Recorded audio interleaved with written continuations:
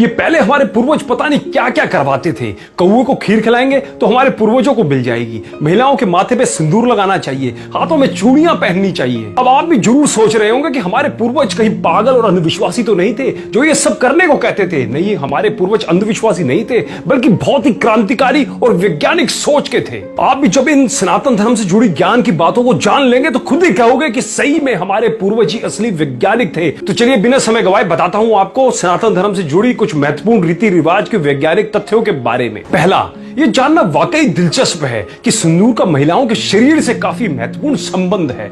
हल्दी, चूना और धातु पारा से बना सिंदूर महिलाओं के शरीर में खून के बहाव को नियंत्रित करता है और कामेच्छा को बढ़ाने में कारगर होता है। यही कारण है कि विधवा महिलाओं को सिंदूर लगाना मना है। सिंदूर में मौजूद धातु पारा के तत्व तनाव और चिड़चिड़ेपन को भी दूर करता है। दूसरा, भारत में मूर्ति पूजा के चलन का वैज्ञानिक कारण बताया जाता है। कहा जाता है कि जब हम किसी की तस्वीर या मूर्ति को देखकर प्रार्थना करते हैं तो पूरा ध्यान उसी आराध्य देवी देवताओं के ऊपर हो जाता है। मन एकदम एकाग्र और नियंत्रित हो जाता है। इसलिए भारत में आध्यात्मिक उन्नति के लिए मूर्ति पूजा को मानव जीवन का अहम हिस्सा माना गया है। तीसरा, हाथों में चूड़ियां पहनने का भी दिलचस्प वैज्ञानिक कारण है। कहा जाता है कि कलाइयों में चूड़ियां पहनने से हाथों का ब्लड फ्लो ठीक हो जाता है, साथ ही चूड़ियों की वजह से ऊर्जा भी नियंत्रित रहती है। चौथा, मंदिर ऐसे स्थानों पर बने होते हैं जहां पर उत्तर और दक्षिणीय ध्रुवों के चुंबकीय और विद्युतीय बलों के कारण सकारात्मक ऊर्जा भरपूर मात्रा में होती है। मंदिर के मुख्य मूर्ति ठीक बीच में स्थापित की जाती है। इस जगह को मूल स्थान या गर्भगृह भी कहते हैं जहां मूर्ति की स्थापना होती है। उस स्थान के नीचे वैदिक मंत्रों से लिखी तांबे की धातुएं रखी जाती है।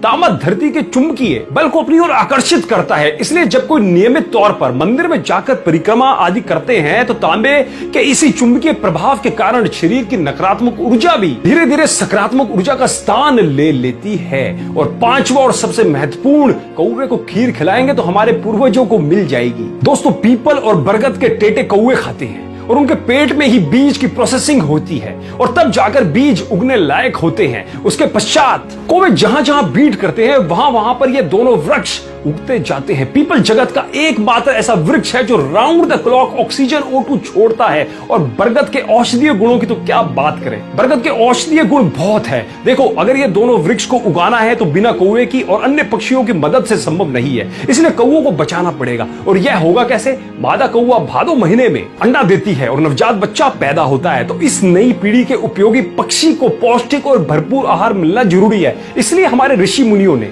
कौवों के नवजात बच्चों के लिए हर छत पर श्राद्ध के रूप में पौष्टिक आहार की व्यवस्था कर दी थी, जिससे कि कौवों की नई जनरेशन का पालन पोषण हो जाए। पर आजकल के कुछ युवा बाहर से पढ़ लिख कर आने के बाद अपने धर्म पे उंगली उठाते हैं। मैं उनसे निवेदन करना चाहता हूं, उनसे कहना चाहता हूं कि सनातन धर्म पे उंगली उठाने से पहले सनातन धर्म को जानो, सनातन धर्म को पढ़ो, फिर उस पर उंगली उठाओ। जब आपके विज्ञान का ABC भी नहीं था ना, तब हमारे सनातन धर्म को पता था कि किस बीमारी का इलाज क्या है, कौन सी चीज खाने लायक और कौन सी चीज खाने के लायक नहीं है। अतः ज्ञान का भंडार है हमारा सनातन धर्म और उनके नियम। विदेशी शिक्षा पद्धति पढ़े और अपने पूर्वजों ऋषि मुनियों के नियमों पर उंगली उठाने के बजाय उसकी गहराई को जानिए। और आज तो विदेशी शिक्षा पद्धति भी हमारे वेदों गीतों का अपने यहाँ प्रयोग कर रही है। तो उंगली उठाने से पहले एक बार जरूर सोचा कीजिए। दोस्तों, मैं उम्मीद करता हूं कि इस वीडियो ने भी आपको जागरूक जरूर किया होगा। यदि किया हो तो हमें एक कमेंट के माध्यम से सनातन धर्म के बारे में आपके महत्वपूर्ण विचार जरूर बताइएगा। और इस वीडियो को ज्यादा से ज्यादा सबके साथ शेयर जरूर करें जो सनातन धर्म पर उंगली उठाते हैं, उनको भी सनातन धर्म के महत्व का पता चल पाए। चलिए अगले वीडियो में फिर मुलाकात होगी, तब तक के लिए धन्यवाद।